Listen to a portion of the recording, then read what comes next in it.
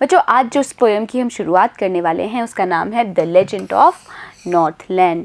एक कहानी है ये नॉर्थलैंड के बारे में, हम उसको शुरू करने वाले हैं। तो चलो करते हैं इस पोएम की शुरुआत। Away, away in the Northland, where the hours of the day are few, and the nights are so long in winter that they cannot sleep them through. तो जो कवि है वो बता रहा है कि बहुत बहुत दूर नॉर्थलैंड में where the hours of the day are few, जहाँ पर जो दिन के जो घंटे हैं यानी कि उजाले के जो घंटे हैं वो बहुत कम हैं। And the nights are so long, और जो रात्रि है वो इतनी लंबी है। इन विंटर, सर्दियों में। कहाँ पर बच्चों? सर्दियों में जो रात्रि है वो इतनी ज़्यादा ठंडी है that they can not sleep them through, कि जो लोग हैं उस जगह के, उस नॉर्थलैंड के, वो रात्रि सोकर नहीं निकाल सकते केवल। Where they harness the swift reindeer to the sledges when it snows, and the children look their bear's cub in their funny furry clothes। और नॉर्थलैंड के और लोगों के बारे में बताया जा रहा है बच्चों। क्या बता रहे हैं? वहाँ के जो लोग हैं हार्नेस कर देते हैं, जोत देते हैं स्विफ्ट रेनडियर को, तेज़ गति से भागने वाले रेनडियर। रेनडियर कौन होते हैं? एक प्रकार का हिरन ही होता है बच्चों। तो एक तेज़ गति से भागने वाले रेनडियर को वो जोत देते हैं स्लेजेस पर। When it snows, जब क्या होती है? स्नो होती है, बर्फ़ गिरती है। और स्लेज क्या होती है बच्चों? बर्फ़ पर जो खींची जाती है गाड़ी, उसे बोलते हैं। तो लोग क्या करते हैं? रेनडियर को जोत देते हैं स्लेजेस पे जब बर्फ़ होती है।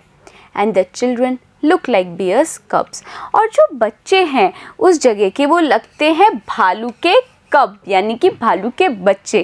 इन देयर फनी फरी क्लोथ्स, और क्यों लगते हैं? क्योंकि उन्होंने फर वाले मोटे कपड़े पहने होते हैं। तो यहाँ पे हमने क्या क्या शब्द पढ़े हैं बच्चों? देखिए रिवाइज करते हैं साथ में।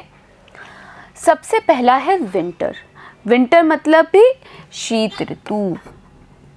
हार्नेस यानी कि साज रखना। साज रखना होता है क्या? नहीं, साज रखना नहीं होता, इसका मतलब होता है जोत देना।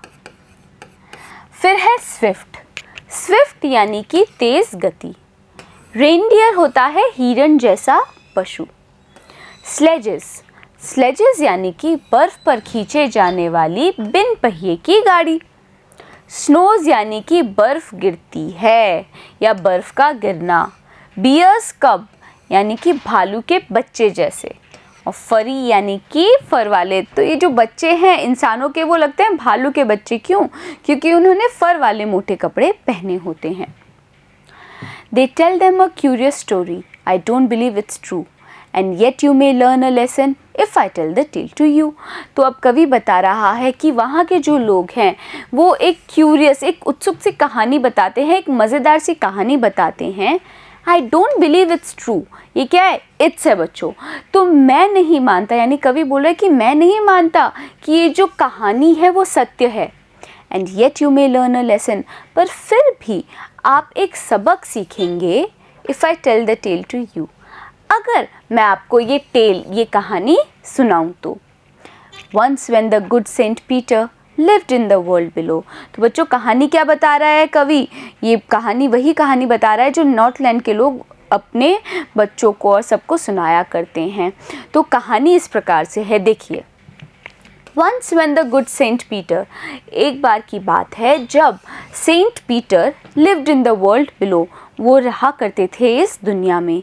and walked about it preaching, और वो घूमते थे इस दुनिया में प्रीचिंग करते हुए, उपदेश देते हुए। Just as he did, you know, जैसा कि वो करते थे। तो यहाँ पे पहले हम जान लें कि हमने कौन कौन से मीनिंग पढ़े। तो देखिए सबसे पहला है क्यूरियस। क्यूरियस यानी कि उत्सुक। टेल यानी कि कहानी। प्रीचिंग। प्रीचिंग का मतलब होता है उपदेश देते हुए। तो ये जो कहानी है ये है सेंट पीटर की, संत पीटर की। He came to the door of a cottage in traveling round the earth, where a little woman was making cakes and baking them on the hearth। तो क्या बोल रहे हैं कवि? वो बता रहे हैं कि सेंट पीटर यानी संत पीटर आए एक कॉटेज पे, एक कुटिया के सामने, इन ट्रैवलिंग राउंड द अर्थ, जब वो अर्थ के क्या कर रहे थे, चक्कर लगा रहे थे, यानी कि पूरी पृथ्वी पर घूम रहे थे, तब घूमते घूमते वो एक कुटिया के पास आए।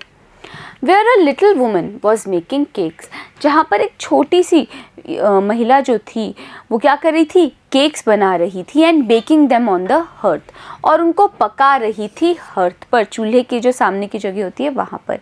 तो यहाँ पे केक्स का मतलब आप ये समझ सकते हो बच्चों, रोटियाँ।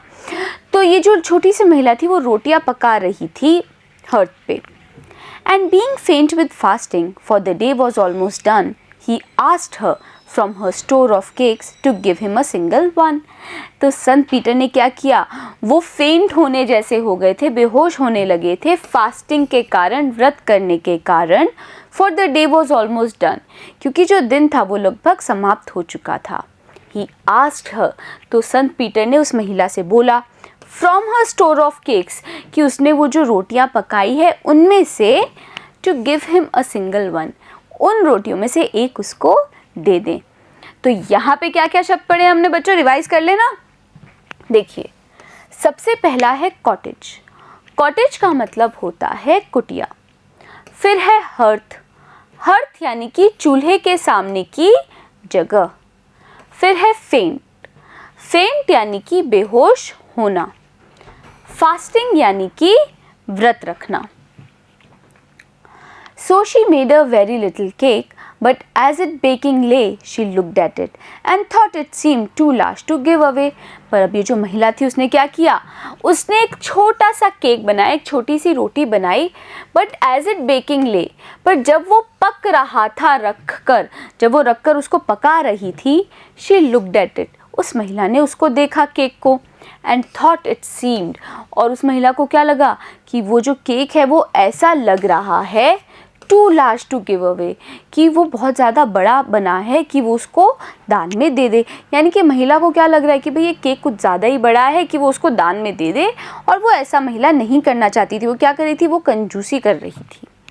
Therefore she kneaded another and still a smaller one, और इसी कारण से उस महिला ने आटा गूंधा एक और फिर से एक छोटा सा केक बनाया।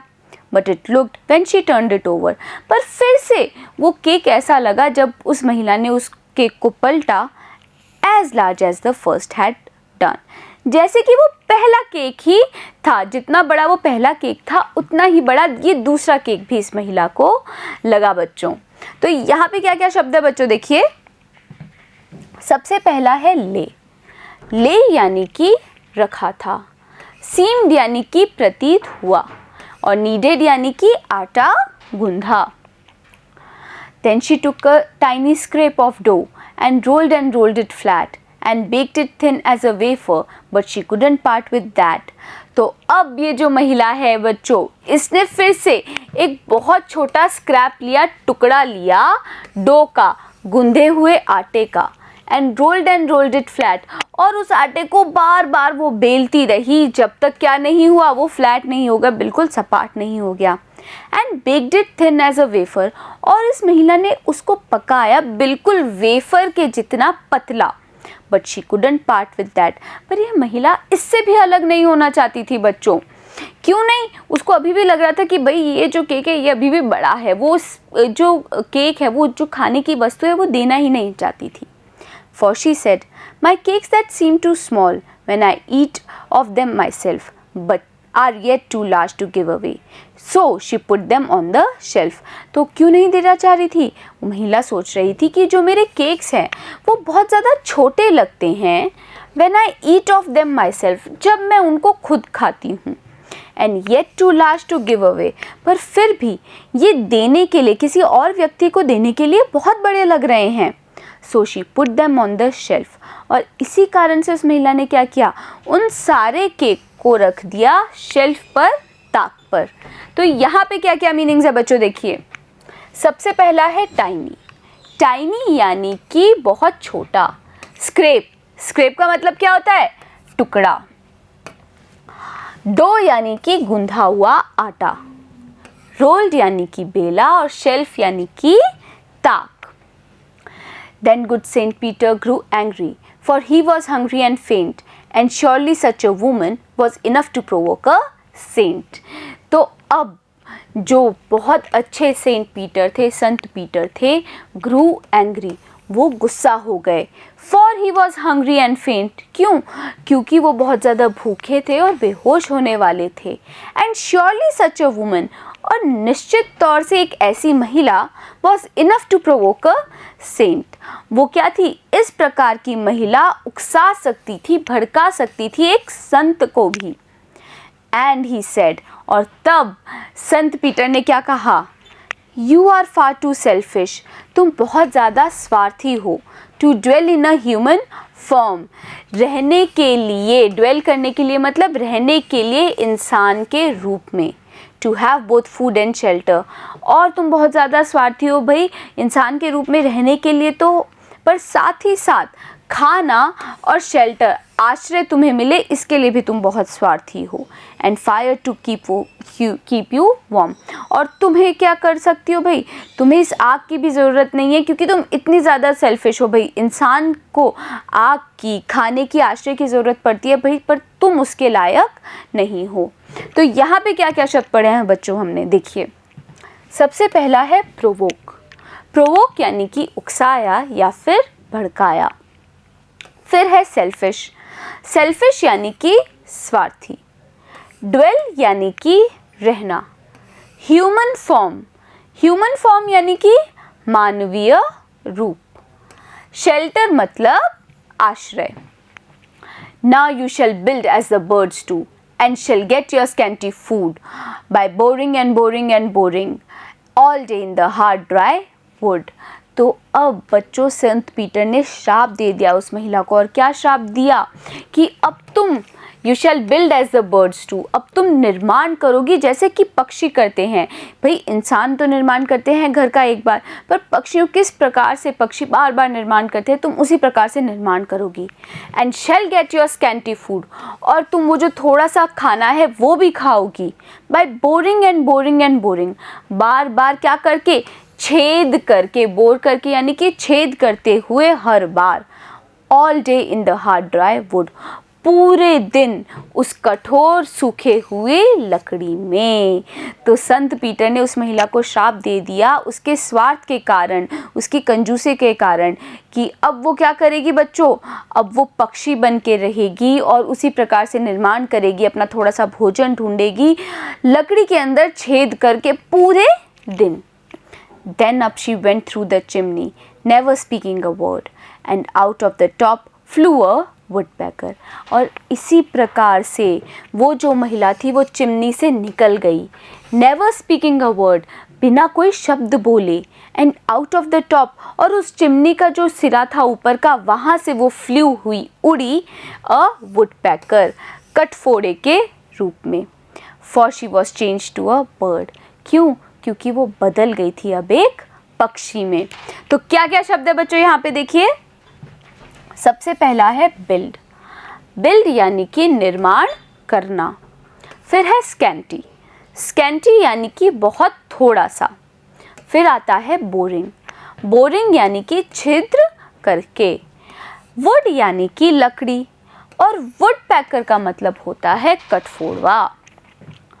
She had a scarlet cap on her, and that was left the same, but all the rest of her clothes were burnt black as a coal in the flame. तो अब बता रहे हैं कि भाई पक्षी के रूप में परिवर्तन होते हुए क्या क्या चीज़ें हुई इस महिला के साथ। तो देखिए, उस महिला ने एक स्कारलेट कैप पहनी हुई थी, सिंदूरी रंग की टोपी पहनी हुई थी अपने सर पे, and that was left the same, और वो टोपी बिल्कुल वैसी ही रही, यानी कि उस महिला के सर पे क्या हुआ, वो सिंदूरी रंग रह गया, यानी वो जो कटफोड़े का जो सर था वो सिंदूरी रंग का रहा। But all the rest of her clothes were burned, लेकिन जो बाकी सारे कपड़े थे जो उस महिला ने पहने थे वो सब जल गए। Black as coal in the flame, वो बिल्कुल कोल के समान लपट में, आग की लपट में जल गए। And every country school boy had seen her in the wood, और हर गांव के स्कूल के लड़के ने देखा है उस महिला को जंगल में। Where she lives in the trees till this very day, जहाँ पर ये महिला आज भी रहती है। Boring and boring for food, छेद करते हुए अपने खाने के लिए। तो यहाँ पे क्या क्या शब्द पढ़े हमने बच्चों, देखिए रिवाइज करते हैं। सबसे पहला है स्कारलेट, स्कारलेट यानी कि सिंदूरी रंग। फिर है फ्लेम, फ्लेम का मतलब होता है लपट। फिर आता है कंट्री स्कूल, कंट्री स्कूल यानी कि गांव का स्कूल। तो बच्चों अच्छी लगी ना आपको ये पोयम? हमने इस पोयम के अंदर से एक कहानी पढ़ी जो कि एक महिला और उसके स्वार्थ के बारे में थी। अब मिलेंगे अगले वीडियो में और करेंगे इसी कहानी के क्वेश्चन आंसर्स। बने रहिएगा मेरे साथ, मिलते हैं अगले वीडियो में।